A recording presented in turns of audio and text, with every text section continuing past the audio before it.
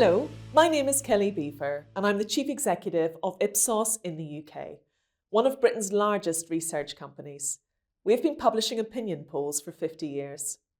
So here are some simple tips on understanding polls going into a general election. To begin with, if you look at the history of opinion polls, overall their track record is pretty good, despite the challenges of getting it right. At the last general election in 2019, our final poll was accurate to within 0.7 percentage points for every single party's share of the vote.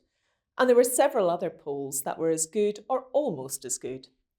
But don't expect the impossible or for the polls to achieve that level of accuracy every single time. Polls are not magic.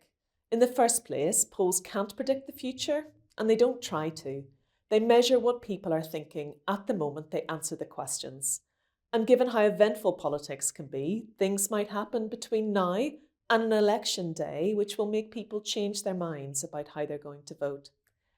If anyone tells you the Ipsos poll predicts this or that, they're wrong. That is not what the polls do, and it is not what polls are for. Do remember that polls can only measure approximately. They have a margin of error because they can only include a sample of the public. That's a simple law of statistics. For most political opinion polls, that margin is plus or minus 4 percentage points. In other words, if the poll says that a party is on 36% of the vote, that means that they could actually be as high as 40% or as low as 32%, although it is more likely to be nearer the middle. And remember that because the margin of error for each party is 4 points, the lead could be out by as much as 8 points.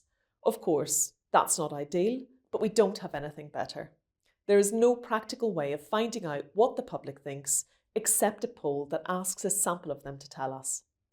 So we have to put up with the margin of error and to understand that small differences between polls may actually not mean anything. Remember too that our first past the post electoral system means that knowing each party's share of the vote doesn't tell us how many seats that they're going to win.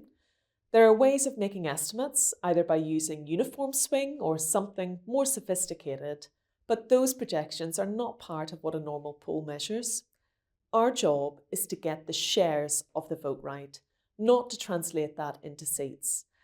To measure seats, you need a different type of poll, bigger, more complex, and the best of these is probably the exit poll, which is directed by a team of academics, which we carry out for the BBC, ITV and Sky. This is usually extremely accurate in calling the number of seats each party will win, but that is not available until after the end of voting at 10 o'clock on election night. But polls don't just measure the horse race, who is behind, who is ahead. There is much richer detail available if you look behind the headlines. The polls are finding out which are the issues that matter to voters, which parties they have the best policies on each, and what do they think about the leaders, do the debates matter, and much, much more. You can get all of this detail from the Ipsos website, along with the exact questions we used, when the poll was carried out, how many people took part, and so on. And the same is true for every other reputable polling company. And finally, remember, politicians don't actually lie nearly as much as people think they do, but one lie they do tell is that they don't pay any attention to opinion polls. They're paying just as much, if not more attention than the rest of us. And you can find all our latest political news, polls and insights on the Ipsos website.